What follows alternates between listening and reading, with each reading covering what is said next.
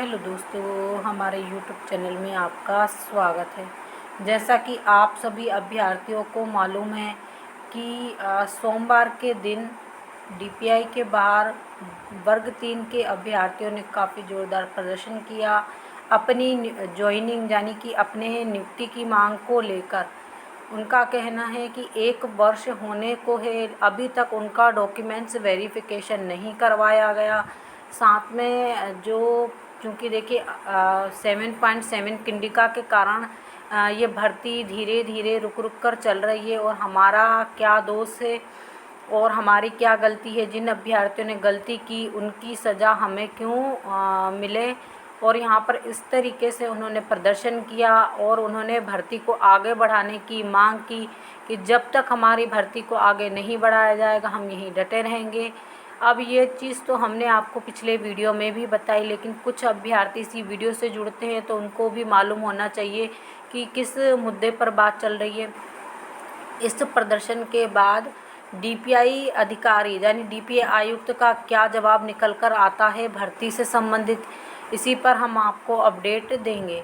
तो देखिए यहाँ पर चूँकि देखिए वर्ग 3 के अभ्यर्थियों ने काफ़ी ज़ोरदार प्रदर्शन किया और प्रदर्शन के बाद डीपीआई आयुक्त ने जो जवाब दिया जिसे वर्ग 3 के अभ्यर्थी जानना चाहेंगे, तो डीपीआई आयुक्त ने ये कहा कि हमारे हाथ में कुछ भी नहीं है।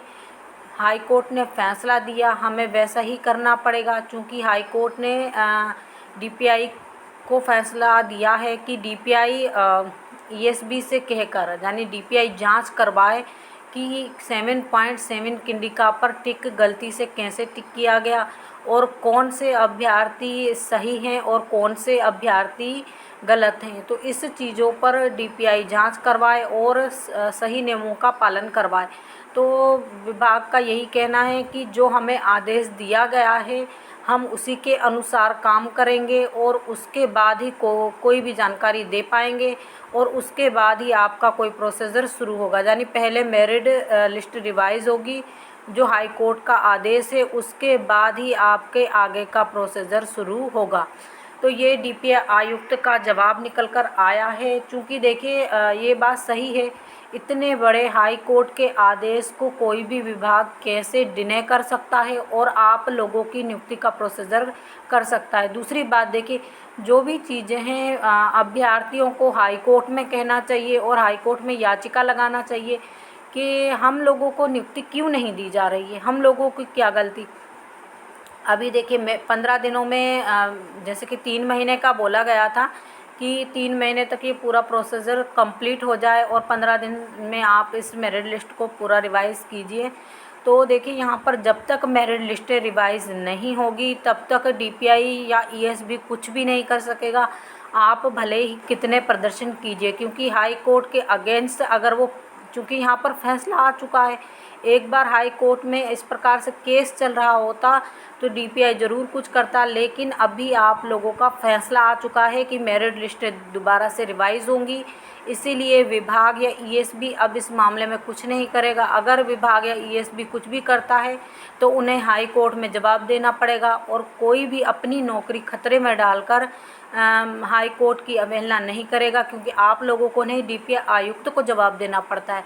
छोटे मोटे अधिकारी भी कुछ नहीं कर सकते इस मामले में और फिर वहाँ से ईएसबी संचालक को यानी ईएसबी के जो डायरेक्टर रहते हैं उनको जवाब देना पड़ेगा यहाँ पर। तो इसीलिए आपकी कोई भी यहाँ पर सुनवाई नहीं हुई और यही जवाब रहा कि जब तक हाई कोर्ट के आदेश का पालन नहीं होगा आगे कोई प्रोसीजर नहीं बढ़ सकती है। हाँ, हम इस चीज़ में ये कर सकते हैं कि इस चीज़ को जल्दी कर सकते हैं, यानी 3 माह का समय दिया गया है, हम 1-1.5 महीने में पूरा काम ख़त्म करके उस काम को करें। तो यहाँ पर इसी प्रकार ये जानकारी निकल कर आ रही है। बाकी देखिए ये बात बिल्कुल सही है कि जब तक आपका हाई कोर्ट, चूँकि हाई कोर्ट इस पे फैसला दे चुका है, जब तक हाई कोर्ट आगे प्रोसीजर बढ़ाने को नहीं कहेगा डीपीआई और ईएसबी कुछ भी नहीं करेंगे। अब 3 मंथ के बाद जब आपका संपूर्ण काम हो जाएगा उसके बाद ही आगे कुछ हो पाएगा। तो इसी प्रकार की जानकारी के लिए हमारे साथ जुड़े रहिए। जो लोग हमारे चैनल पर पहली बार विजिट कर रहे हैं प्लीज़ चैनल को भी सब्सक्राइब कर लीजिए, वीडियो को अधिक से अधिक लाइक कीजिए, शेयर कीजिए।